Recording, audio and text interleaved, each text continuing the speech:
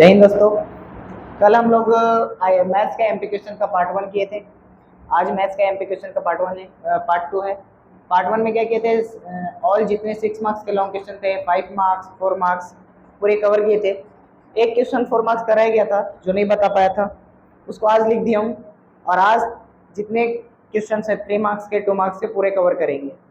तो यहाँ पे जितने क्वेश्चन लिखे ये 3 मार्क्स के लिए एमपी क्वेश्चन है जो इस साल बोर्ड के लिए महत्वपूर्ण है, आएंगे, आप इसको लगाएं। और कहना ये था कि अभी जैसे बहुत सारे वीडियो आते हैं तो लोग ना इधर उधर ज़्यादा भटक जाते हैं, तो वो ज़्यादा करने की ज़रूरत नहीं है।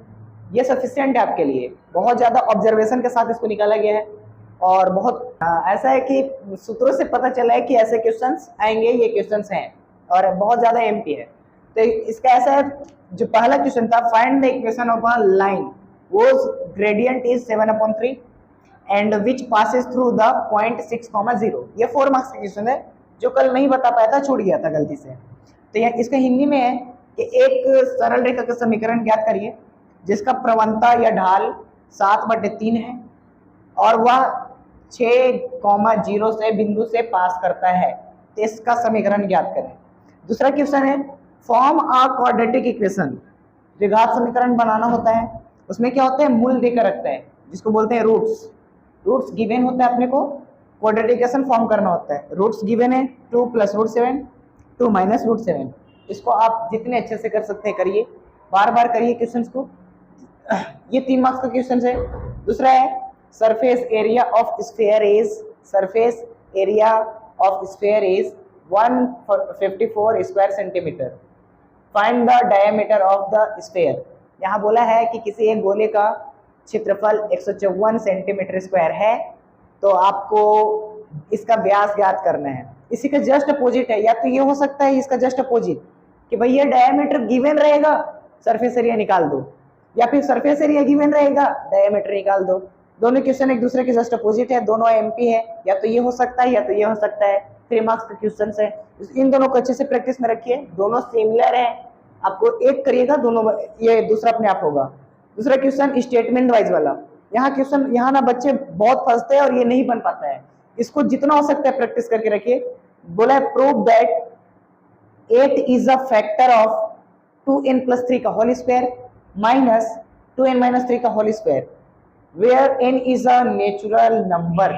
हिंदी में है कि सिद्ध करे कि 2n + 3 का होल स्क्वायर माइनस 2n - 3 का होल स्क्वायर 8 का एक पूर्ण गुणज है। 8 का एक पूर्ण गुणज है, जहां पर n एक प्राकृतिक संख्या है। प्राकृतिक संख्या 1 से प्रारंभ होकर अनंत तक होती है, बस वो नेगेटिव नहीं होगी, ऋणात्मक नहीं होता। इसका आप खास कर ध्यान रखेंगे। इसका बोलने का बस इतना ही तात्पर्य था। अब इधर अपन आते हैं दूसरा question, find the number of terms. Find the number of term, n की संख्या निकालना है, नंबर ऑफ टर्म निकालना है। If last term of AP, if last term of AP, AP दे के रखा पहले और लास्ट टर्म लास्ट में दिया है 218। लास्ट टर्म कितना है, 218। एपी क्या है, 8, 15, 22, इसी तरह डैश डैश डैश, लास्ट कहां तक जाएगा, 218 तक जाएगा। तो इसमें क्या निकालना है, नंबर ऑफ टर्म, कि कितने टर्म है इसके बीच में। ठीक है, ये भी क्वेश्चन हो गए। दूसरा है, solve the following quadratic equation. यहाँ एक क्वेश्चन ऐसे पहले भी लिख चुका था। ये solve the following quadratic equation है बाय फॉर्मूला मेथड। इसको फॉर्मूला मेथड से करते हैं, जिसको बोलते हैं श्रीधराचार्य मेथड भी बोलते हैं। तो वही मेथड से करेंगे। क्वाड्रेटिक इक्वेशन दे के रखा है 9x² + 7x - 2, direct formula based है। ये 3 क्वाड्रेटिक इक्वेशन का लिखा हूं आपका क्वेश्चन, 1, 2, 3, तीनों में से कोई भी एमपी, तीनों में से ये दोनों तो सिमिलर है। क्वाड्रेटिक इक्वेशन का बस डाटा चेंज किया हूं, या तो ये हो सकता है या तो ये हो सकता है। इसका बहुत थोड़ा सा कम है चांस आने का, लेकिन ये दोनों ज्यादा महत्वपूर्ण है। स्टेटमेंट वाला एक और क्वेश्चन लिखा हूं, या तो ये करिए और ये भी करिए, दोनों इंपॉर्टेंट है, दोनों 50-50 है, इन दोनों को नहीं छोड़ सकते आप। तो prove that 2k + 7 is an odd integer. Hindi में है, सिद्ध करें कि 2k + 7 जो है एक विषम पूर्णांक संख्या है। विषम पूर्णांक संख्या है, जहां के एक इंटीजर पूर्णांक संख्या के बारे में बोल के रखा है कि k जो है एक पूर्णांक संख्या है, पूर्ण संख्या कुछ भी हो सकता है। पूर्ण संख्या 1, 2, 3, 4, 5, 6, 7, 0 भी हो सकता है। तो यहाँ दूसरा क्वेश्चन है, फॉर्म अ क्वाड्रेटिक इक्वेशन, द्विघात समीकरण बनाइए। इसमें भी क्या बोला है, रूट्स गिवन है -5 -11, रूट्स फिर से गिवन है, आपको फिर से क्या बनाना है, द्विघात समीकरण बनाना है। द्विघात समीकरण का फॉर्मूला लगाइए, क्वेश्चन सॉल्व होगा। नेक्स्ट है find the 11th term of AP, ये भी इंपॉर्टेंट है। एपी का 2 क्वेश्चन लिखा हूँ, एक तो लास्ट टर्म, इसमें नंबर ऑफ टर्म निकालना है, और इसमें 11th टर्म निकालना है। इसमें n का वैल्यू निकालना था, इसमें 11th टर्म निकालना है। एपी गिवन है आपको 100, 70, 40 डैश डैश इसी तरह जाएगा। अब इसमें क्या निकालना है अपने को, 11th टर्म। इसी तरह 3 मार्क्स के बस इतने क्वेश्चन है, इतने क्वेश्चंस लगाइए, आपका सफिशिएंट है 3 मार्क्स का। 2 मार्क्स का भी नहीं इसमें ऐड किया हूँ, नेक्स्ट क्वेश्चन अभी जो ऐड करूंगा वो 2 मार्क्स का होगा। तो इसको ध्यान से करें, अच्छे से करें, जितना हो सकता है बार बार प्रैक्टिस करें, बहुत अच्छे मार्क्स आ जाएंगे इतने में। चलिए 3 मार्क्स के ऑल क्वेश्चन हो गए। अब 2 मार्क्स के जितने क्वेश्चन से लिख दिया हूँ, 2 मार्क्स के 5 क्वेश्चन आते हैं, यहाँ पे 10 क्वेश्चन लिखा हूँ। ऑल पार्ट जितने भी होते हैं सबसे 2-2 क्वेश्चन लिखा हूँ। सभी के दोनों इंपॉर्टेंट है, दोनों का बेस बस अलग अलग होगा। किसी पर है, जैसे ये ग्रेडियंट पर है तो डिस्टेंस पर है, दोनों टाइप के लगाइए। यही दोनों में से कोई फंसने वाला है बोर्ड एग्जाम में, आप लोग के लिए बहुत इजी होने वाला है। अगर ये सब करके जाओगे तो लगेगा कि सब तो बताया गया था, कुछ नया है ही नहीं। तो बस कहना यही है कि बार बार इस सब क्वेश्चन को जितना ज़्यादा प्रैक्टिस कर सकते हो आप करो।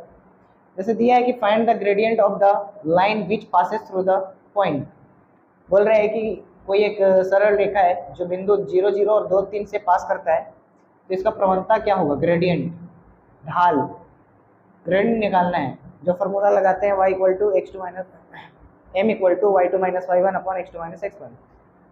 दूसरा है find the distance between points, 2 बिंदुओं के बीच की दूरी ज्ञात करें। ये दोनों में से कोई एक आने वाला है, या तो दूरी पर होगा या तो ग्रेडियंट पर होगा। हाँ, यहाँ पर कुछ अलग अलग हो सकते हैं पॉइंट, लेकिन ग्रेडियंट पर ही होगा और डिस्टेंस पर ही होगा क्वेश्चन। इसको जितने अच्छे से कर सकते करिए। दूसरा है ट्रिग्नोमेट्री, 2 मार्क्स से जो आते हैं। प्रूफ दैट है cos 80/sin 10 plus cos 59 into cos 31, complementary angle पर है, पूरक कोण पर।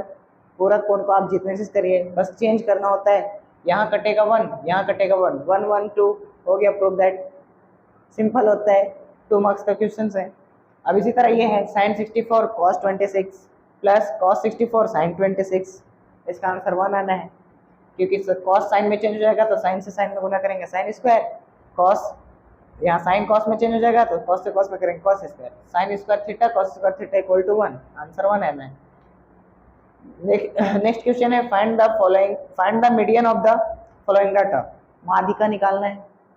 माध्यिका निकालना भी फॉलोइंग डाटा सिंपल डाटा है, तो पहले अरेंज करते हैं इंक्रीजिंग ऑर्डर में, बढ़ते क्रम में अरेंज कर लीजिए, फिर फॉर्मूला लगाइए, सम और विषम का, क्वेश्चन सॉल्व हो जाएगा।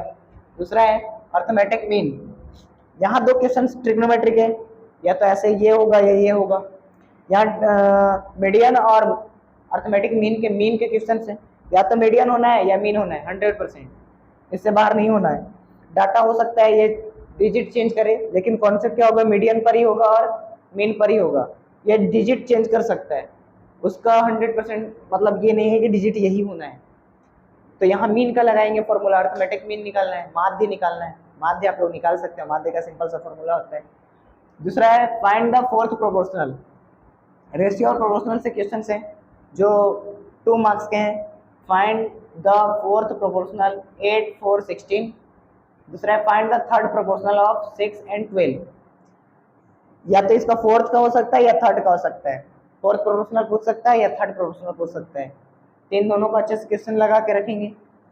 नेक्स्ट है verify that on dividing polynomial, polynomial से 2 मार्क्स का एक और क्वेश्चन होते हैं। तो यहाँ सम एंड प्रोडक्ट ऑफ जीरोस का है, जिसको रूट्स पे बोल सकते हैं, जीरोस मतलब रूट्स पे होता है, जिसको बोलते हैं मूल, मूलों का योग, मूलों का गुणनफल निकालना होता है। इस क्वाड्रेटिक इक्वेशन का वो निकाल सकते हैं। दूसरा ये आपका है verifying that on dividing polynomial, मतलब ये इसका रूट्स है या नहीं है।